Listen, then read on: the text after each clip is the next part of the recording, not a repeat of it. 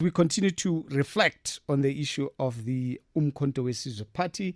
Dr Levy Ndou is a political analyst joining us on the line. Mr. Ndou, nice talking to you again, sir. How are you? Nice talking to you too. I'm fine, and good evening to the listeners at home. Thank you so much. Any surprises on your end with regards to MKP and Floyd Shivamvu? No surprises at all. It is very clear that in the MKP, power is being held by Mr. Jacob Zuma, and whatever he decides could go.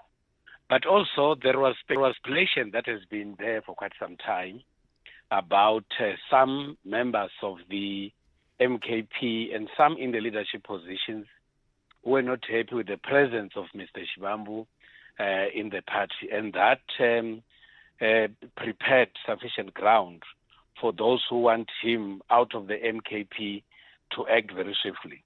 But another factor, in my view, that we need to look at is that whether it is about Mr. Shivamvu going to see Shepherd Bushiri or not, the fact is that his visit to Shepherd Bushiri, who is a fugitive of justice in the Republic of South Africa, creates controversy.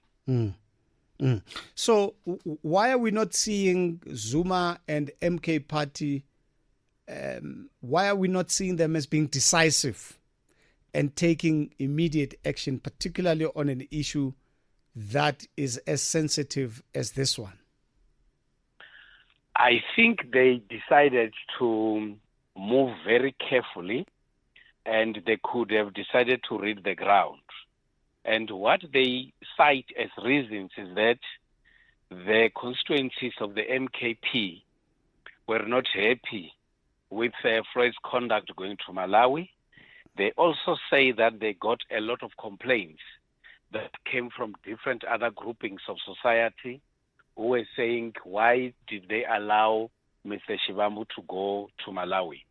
And I think that is what they were trying to do, and also to read the mood on the ground as to whether, if indeed they can take this decision, are they going to be able to stand the repercussions? But what is more interesting, T, is that they've put an emphasis that they don't want to discuss this matter anywhere again, and that for me creates a big hole on this issue, because there could be more other reasons why Mr. Shivamvu has been removed from that position. Some people are asking, I mean, why are you guys viewing this issue as a repercussion of some sort? I mean, members of parliament are well fed in this country, and therefore this appears to be a soft landing. If the matter is as serious as people make it out to be, including in the MK, some say then eject him, but taking him to parliament to some people does not look like a punishment at all.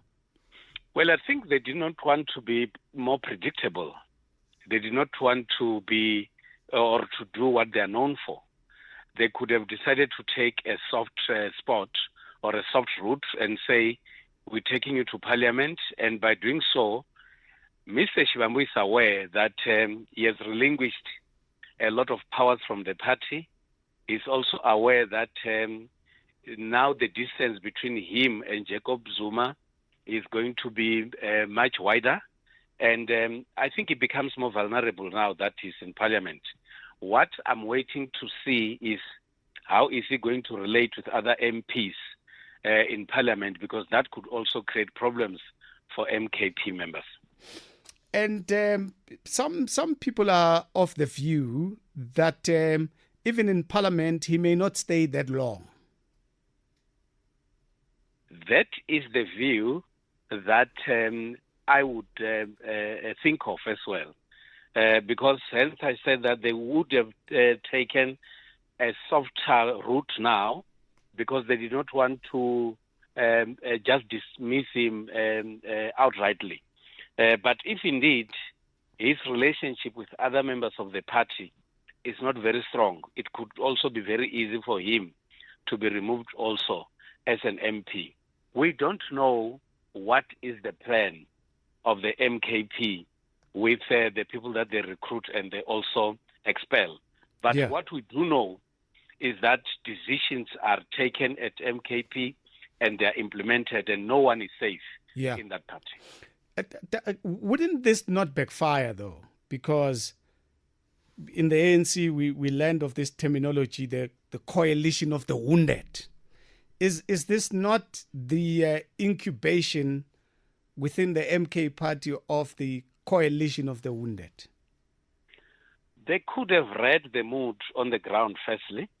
And you and I had this discussion earlier that the MKP would easily recruit and invite people to join, but they also easily expel people from within their ranks. It could also be the case with Floyd Shivamvu, but they could have decided to say, let's not do it outrightly. Let's deploy him to parliament. Let's see how he responds, how he behaves, and also read the mood on the ground. If members of the MKP in their big numbers would not support this move, they can still raise their concerns, and then the MKP can still keep him there. If they feel that he should outrightly get removed even from parliament, they can still raise such concerns, and such can happen. But they've actually created a trend, and the trend is that if you complain to the MKP about certain individuals, the MKP is going to act, and what we're waiting to see is as to whether they're going to do the same with other people that the constituencies would be complaining about. Those that vote for the party itself, do you think it resonates? Because at some point, I mean, if you were to dwell into social media before today, you would see people on the one side, assuming that they are MK party people, saying Floyd is our Nopala. And then on the other hand, there was another brigade that speaks about him, him not staying long in that position because he's not deserving of it. To what sense does this, if at all, if there is clarity on your end, does it relate to the people that vote for the party? Does it change their opinion about the party, or is the focal point of MKP solely Jacob Zuma, no matter what happens beneath? I think that will depend on as to whether what we're seeing on the social media is actually genuinely coming from the voters, supporters, and members of the MKP. But if you recall, there was a letter which was referred to as fake, which was dated the 29th of May. And this letter was relinquishing Floyd Shivamvu of his responsibilities. Now come the 3rd of June, exactly what the fake letter said has actually happened. It could be that this discussion might have taken place some few days back, and they were just only waiting for today to make an announcement. And therefore, those who were for or against Shivamvu had to play on social media, because in any way, they knew what was going to happen today.